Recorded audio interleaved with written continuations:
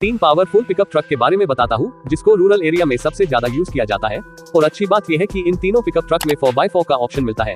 Number 3 पर आती है महिंद्रा बोलेरो पिकअप। इस पिकअप में आपको 2523 सीसी का डीजल इंजन मिलता है। इस पिकअप को रूरल एरिया की रानी भी कहा जाता है। इस पिकअप की अच्छी बात यह है कि ये 4x4 के साथ आती है। इसकी प्राइस 9.90 लाख रुपए है। नंबर 2 पर आता है टाटा योद्धा। टाटा योद्धा में आपको 2956 सीसी का डीजल इंजन मिलता है। ये पिकअप ट्रक 4x4 के साथ आता है जो कि इस कार को सचमुच का योद्धा बना देता है। इस पिकअप ट्रक की प्राइस 7.50 लाख रुपए है। अब नंबर 1 से पहले मैं हनुमान जी से प्रार्थना करता हूँ कि जो भी मेरी वीडियो को लाइक करके चैनल को सब्सक्राइब करके कमेंट में जय श्री राम लिखेगा, हनुमान जी उनकी सारी मनोकामना पूरी करेंगे। बोलो जय श्री राम। अब नंबर 1 पर आता है महिंद्रा बोलेरो कैंपर। इस पिकअप में हमें 2523 सीसी का डीजल इंजन मिलता है। इस पिकअप को राजस्थान जैसे राज्यों का राजा भी कहा जाता है। इसकी प्राइस 9.50 लाख रुपए है।